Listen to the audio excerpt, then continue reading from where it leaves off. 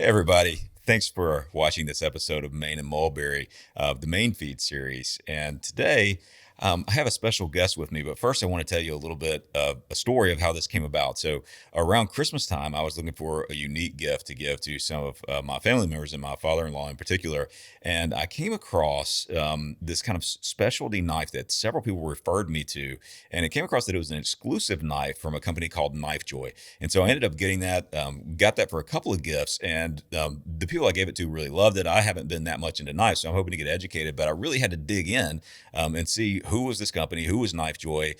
Really cool name of a company, by the way. And so I kind of dug in and I found out who the founder was, who was with me today. So Chris Miller is joining us today from KnifeJoy, founder of KnifeJoy, and going to tell us all about that business, kind of a new business emerging in this kind of knife segment coming up, but really getting a stronghold in that market. So Chris, welcome to Main and Mulberry. Thanks for having me. Good to see you. Yeah, absolutely, absolutely. I'm glad that you're here, and it's kind of I think it's really cool what you guys are doing, and that KnifeJoy name. I got to start with that because that's pretty unique. That's a cool name. How did you come up with calling this thing KnifeJoy? First off, it's hard to come up with a new name that somebody hasn't come up That's with. right. So you're It's 2021, right? With, Or 2018 or whenever you or did that it. But yeah, somebody hasn't bought the rights to and wants $50,000 for it. Right. So Yep. it literally was just time, a little bit of time and error. But then I did actually, when I found it, I actually really did like it because it did make sense. Like, help people out, let them have some fun with the product and with what they're doing. And I like the idea of it having a real name that meant something to me. Yeah. And because we like to make sure, our motto is to the right knife for you, for our customers, and Gotcha. we work for the right knife for you. And so that's something that we really want to push and show people. So we want them to have fun with it. It's a fun hobby. I mean, that's the reason I'm doing this is because it's fun. So Yeah. that's how that happened, kind of pretty. Yeah, and I had known, I guess, from some level, just growing up in the South, I've never really been into knives, but I've known that there were a lot of people that collect knives or have knives as a hobby, but I didn't realize how deep this thing went. And so, Yeah. have you always kind of been into knives, or did you just get into it recently? Your grandfather carries an old case knife, Right. and an old slip joint knife and whatnot. So you just sort of used to seeing them. But I mean, I used to keep them in my fishing box when I was younger. Uh-huh. And then sometime around high school, I guess I started carrying a knife again and just kind of got into some Benchmade knives as a brand and just sort of enjoyed it again. And, just kind of found the hobby out of just the history of it, I guess. And always having kind of been in and out of it. But, it's definitely a great hobby. It's a lot of fun and it's actually helpful. I mean, as a man, if you don't have a knife, it's kind of a bad thing. I mean, and I do real estate also, real estate investment. And so I'm on real estate jobs quite often and they actually do come in really handy. Gotcha. I mean, So this started, you were kind of into knives, and like you said, you're in real estate. So this kind of started as a side hustle. It's something. this starting was a off side natural. hustle. Yes. Real Okay. estate's what I've done since really even high school. So what made you do this? What made you think I want to get in? I want to take my Well- hobby and get into to making it something that's a business. So I was bored on the couch one day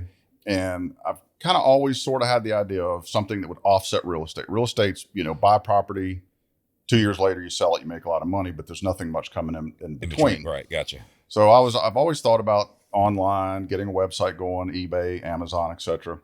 And in the past it was really hard to get a website going. I mean, it was still pretty high barrier to get into doing it.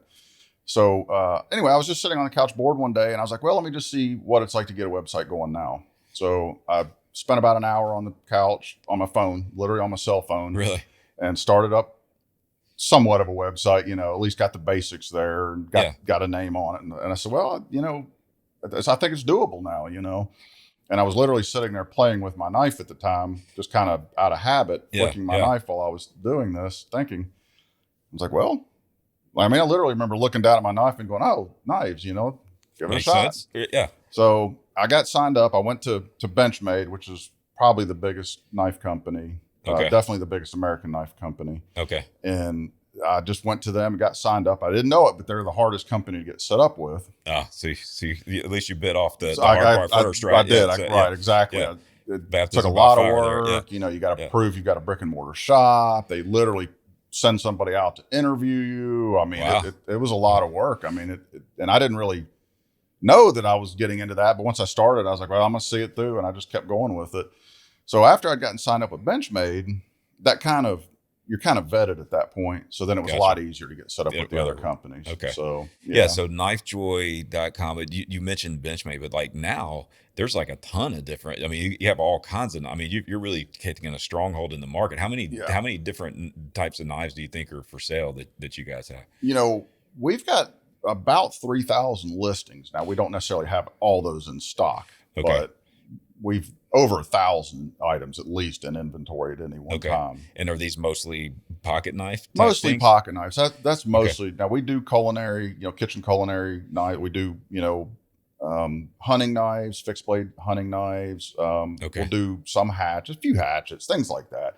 But for the most part, we're pocket knives. This is for the guy, the gentleman that wants to carry a nice knife or buy it for, big gift. We get a lot of gift business. A lot of people buying for their, groomsmen in their wedding. A lot of times we'll sell 8-10 knives to one gentleman to sell, to give to his groomsmen. So it's a little bit of everything, but it's, but generally, yes, that's what we're based pocket on. Knife type small, but they're also, but they're cool, right? I mean, you can get pocket knives at a lot of different places, but these are like really like you get how they're balanced and how the blade is and what they're made out of and all that stuff, right? I mean, there's an art to it. It's like any other hobby, I think you can go to probably Kmart and buy a $10 skateboard, but I'm pretty sure you could spend $2,000 or $3,000 on a skateboard if you wanted to. Yes, yeah. So the knives are the same way. I mean, you can, as you know, you can go buy, and they're what is really called in the industry a gas station knife. Okay. You can go buy a $5 knife at a gas station. Okay. But you can easily spend $5,000 on a knife. On a pocket knife. Yes. Wow. Yeah. So what's the difference in a $5 knife and a $5,000 knife? It's construction. It's the materials. In a $5,000 knife, you're going to have very often handmade custom materials. You'll have a Damascus type steel. You can have what is something similar that's called like a mokatai, which will have several different high-end steels or metals put together, which will, give it a multicolor look and whatnot. Okay. Put patterns in the steels. Okay. And so if you take, a knife so a $5,000 knife, it's going to have probably $2,000 in materials because these materials are going to be handmade by an artisan.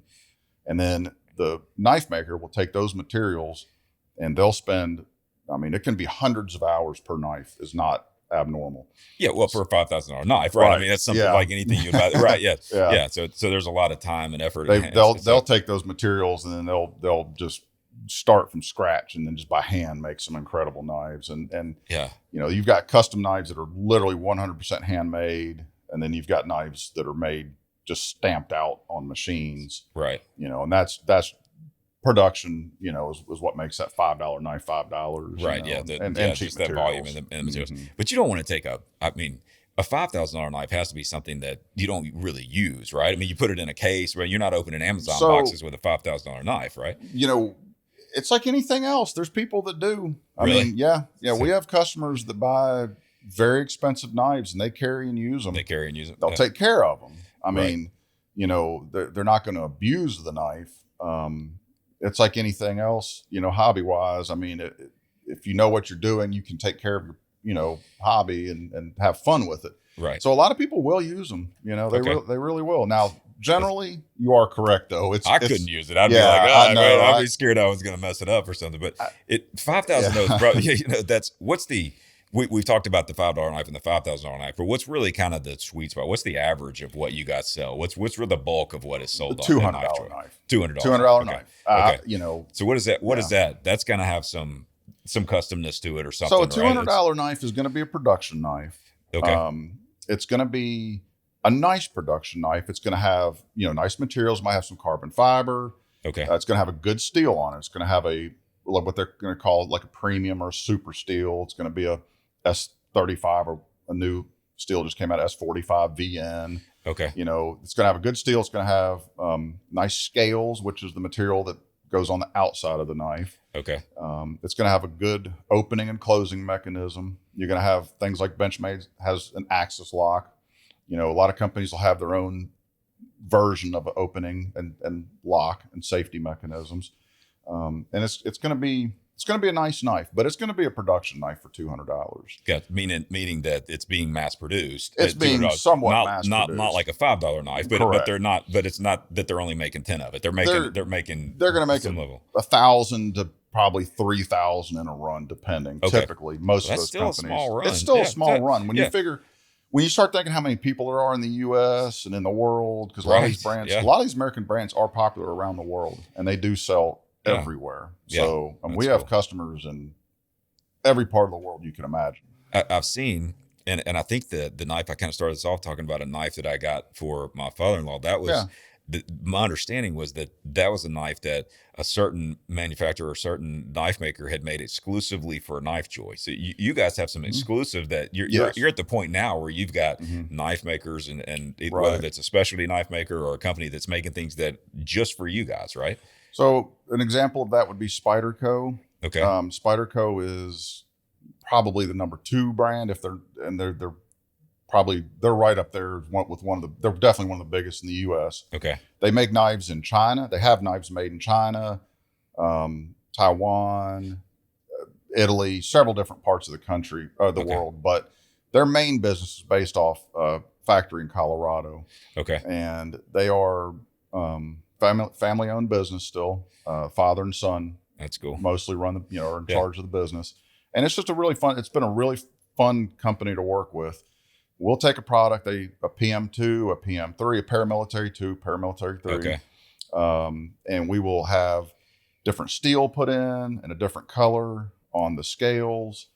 And they will be an exclusive, meaning that we will be at the only company that can have it. Now, there's several knife companies that do that. They do it for several other companies. Right. You're not we're not the only ones. But you're the only one that would have that version. We are the only ones that will have that version that we put together. That we came up with the idea. Okay. And those things go quick, right? I mean, if you get an exclusive knife, but you guys are doing like these flash sales, and these things are going. I mean, if you want one of those, you got to be That's they sell in minutes. So that's like Spyderco. Are there other smaller shops that you guys are selling knives, like independent knife maker type things? Yes, there are. So so that's more production knives. So that is production knives. We also do a lot with custom knife makers. Okay. Which once again goes back into that $5,000 knife, but they actually start at about upper 300s, middle 300s. So you can get a custom knife folder on KnifeJoy for starting at like $300-$400. $325, $350. We have some makers that actually hand make their knives, and around in the 300s, and then they'll go all the way up to the high end, of course. Right. But that's a different ballgame completely, and that is usually going to be into the guy that's started buying production knives and 2 or 3 years into the hobby. Sometimes it's 2 or 3 months, but typically it's a little while later. They've had a lot of the production knives and they just want to try something different and ready to kind of move up to that next level. They're not afraid to spend a little more money at that point. So they will come in and ask us, to tell us their needs for what size knife they like, the typical blade length, the weight, the materials that they're made out of, etc. And we'll help them out. We'll try and help them out and guide them in the direction of some specific, custom makers. Okay. And they'll try out a few, and sometimes they'll try out a couple knives and send one back or 2 back and try different brands. So you're saying you can come on to KnifeJoy and create a conversation and say, I want to try some knives? Is that what I mean, my cell number's on the site. I mean, my staff that, helps with that stuff, the salesmen, they know knives. So if I am who I am. I don't know much about knives, but I want to get a gift for somebody, or I want to step into it, and I go to KnifeJoy. Are there like how do I tell, like, okay, this is a production knife? Is there recommendations on the site, or do I send an email to someone? How does that? Custom knives are going to be marked as customs. There's a tab for custom knives, so you can go to customs. There's the maker's names will be listed on there. Okay. And then you can go in and search that way. Anybody's welcome to call anytime, ask for help. Sometimes it's just better to talk on the phone and just kind of talk through what you're looking for and what okay. So that's not a problem either. And yeah, I mean, it's pretty self-explanatory on the website. On the Really, website? it really is, because Okay. the production companies will be listed as production, Okay. and then the from there, it's just kind of letting us know what you like, what you're What you're looking for. yeah, whether what it's you're looking for, what your preferences are, and what you've kind of liked in the past. And then Yeah. very common for somebody to start out buying $50 knives and end up buying $2,000 knives, Yeah, down right. the road. Yeah, It really it's is, addicting. Like that's what hobbies are, It's right? just Is like you get any into other it, right? hobby Yeah, like yeah, that, yeah. You're talking about a $500 knife or a $5,000 knife, and one of the two questions there. One is that do these knives kind of last a long time? And if I wanted to get rid of them, you had talked about a secondary market. If I wanted to get rid of them, do they hold value pretty well? Yeah, they do. It's a good hobby in that sense, because a lot of hobbies that I've had myself anyway, four-wheelers, dirt bikes, etc. Right. You tear them up. They cost a lot of money to keep them in shape, and they're not worth a lot when you get done with them. One thing about this hobby, I tell people, it's very similar to guns in one sense, that when you buy them, if you take care of it, it's a quality piece and it's going to hold its value. Even a lot of the production knives, even like the exclusives, like we talked about, will actually be worth more when you first buy them. But many of these knives will actually go up in value, and then you've got makers that are followed and they're liked, and they can only produce so many knives every year. So they're sought after. And so a knife you buy for $500 one year, it could easily be worth $1,000 in the future. And so it's a good hobby in that sense. It really is, because you can resell it. Yeah, So you can always resell it. Yeah, so it's more like, I know people that collect coins and things like that. They're constantly kind of gaining in value. You're not necessarily getting into the hobby because you're trying to make money off of reselling, as much as just knowing that if I needed to, I could sell these things and probably it's a hobby that buying quality pays off, because when you buy that $5 knife or the $20 knife or $50 knife, it's probably not worth much, once it's a little torn up.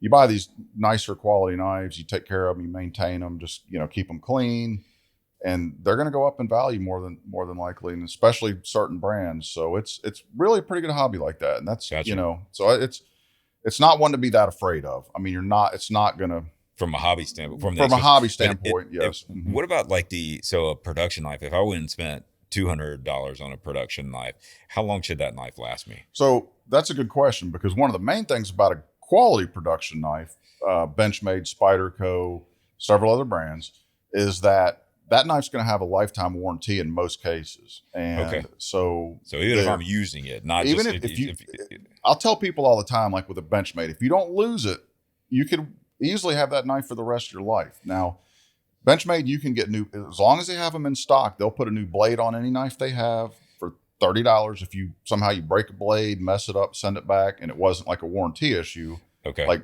you ran it over the car. And a lot of times, even then, they'll actually replace it for free. But the worst case scenario, you just sharpen the blade so many times that it's just gone used. $30 and they'll put a new blade on it. That's awesome. So that's actually, where it's a good value to buy a little bit nicer knife a lot of times. Well, you can buy, you can spend a lifetime buying $50 knives, or you can buy one $200 knife and you're better off, to take care of it, and you're better off. Yeah, that makes sense. So so safe hobby there from if you're a collector from an investment standpoint, but also if you're just one of the users of knives, it's really good to buy a quality knife because of those things. So it's like anything else in the world, you get what you pay for, I guess. I guess so.